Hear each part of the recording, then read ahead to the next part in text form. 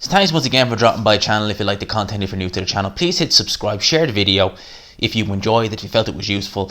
I also do have a Patreon as well. There are podcasts available now, so if you want to go, links in the description. Go over, give it a look.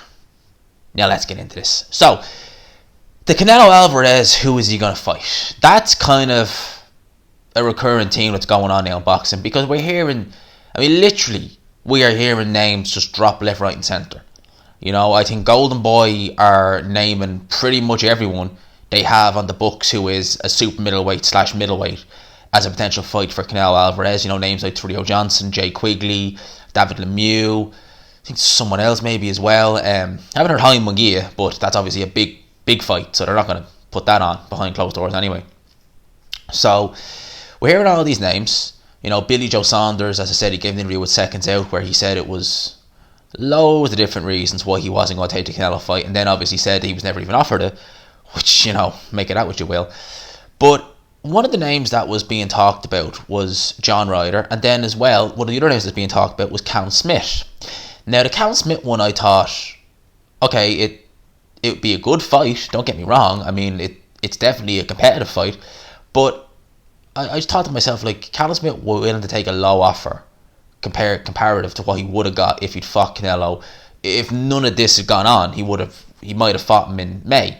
But as I remember doing a video on at the time, him and Joe Gallagher refused to just, not point blank, but they kind of pulled out of the negotiations or something like that because the contract wasn't right, or kind of, I think it was a list of things. I think it had little to do with maybe a rehydration clause, and as well as that, money, because obviously Joe Gallagher is, quite a, he obviously wants his fighters to earn good money. He's a manager as well as a trainer.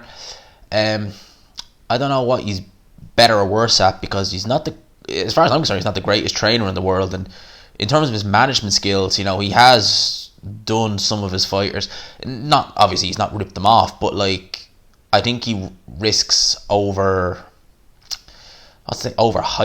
or overestimating their value in some cases. And with Callum Smith refusing to fight with Canelo, obviously no one knew this was going to happen, what's going on in the world, but refusing to fight for Canelo because you feel you're worth more, it's a bit of a head scratcher. Billy Joe was going to make in the region of 8 million, and at the time that was happy for him. Well, it says here in an article that Callum Smith has now reportedly been offered 5 million to fight Canelo Alvarez on September 12th. It's claimed he was initially asking for 6 million, but the hope is they'll be able to negotiate a deal for the fight to take place with Canelo and DAZN. Imagine that, people. So 5 million, potentially 6, and Billy Joe, had all this not happened, would have got in around 8 million. Now, Callum Smith has obviously said, Team Smith said they've been willing to take less money. Well, 5 million is not chump change. 5 or 6 million ain't chump change. So if they're willing to take that now, what the hell were they asking for originally? If 5 or 6 million is good enough now, everything's going on. Well, what was good enough, pre-lockdown? What did they estimate their value at worth? So it's an interesting one.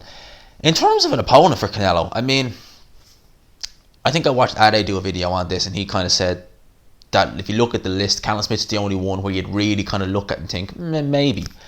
And I agree with him on that, because when you look at guys like Jay Quigley, Trio Johnson, that they're blowouts, as far as I'm concerned. They're blowouts. Same with David Lemieux, same with Anthony Durrell. They're just blowouts for Canelo. They are not competitive fights.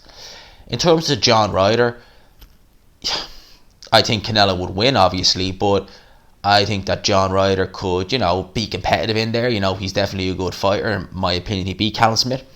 But with Callum Smith, you look at that and you think, yeah, that's a competitive-ish fight. You'd still make Canelo favourite, probably make him firm favourite, but you could look at that and think, you know what, Callum Smith, the sheer size of the man,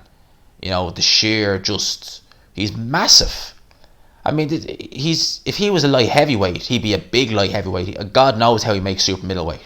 God knows, he's a damn cruiserweight nearly. So you think with the sheer size of Smith, because he's 6'3", he's massive. Maybe he could cause Canelo some problems. He can punch a little bit as well. maybe you just think maybe he could cause Canelo issues. But Canelo, he's pound for pound number one for a reason. Canelo can punch too. Canelo's head movement is just incredible. That's a fight we want to see. That's a fight I want to see. Obviously, as the Zone have said, they're trying to get that over the line. I hope they do. I mean, I'd love to see that fight. You know, Canelo, WBA, proper WBA champion of super middleweight. Hell, I'd love to see that fight. So they're saying like 5 or 6. You know, if that's a low ball offer to Callum Smith, I wonder what the low ball offers to Jay Quigley and Trio Johnson were. You know, if Callum Smith's getting 5 million, I wonder what they were getting.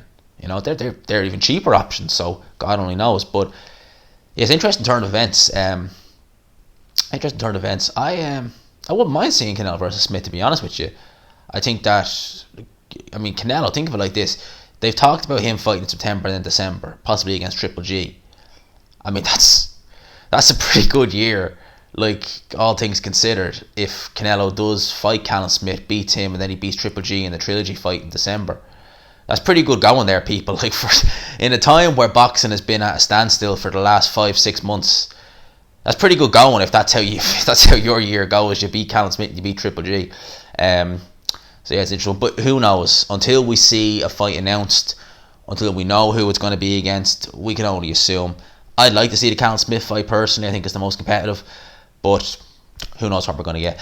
Let me know your thoughts down below. I hope you enjoyed this video. If you did, please leave a like, subscribe, of course, if you are new. And as always, before I go, people, thank you for dropping by the channel. Thanks. Hope you enjoyed the video that you just saw. Remember, please like and share. It really, really helps me out.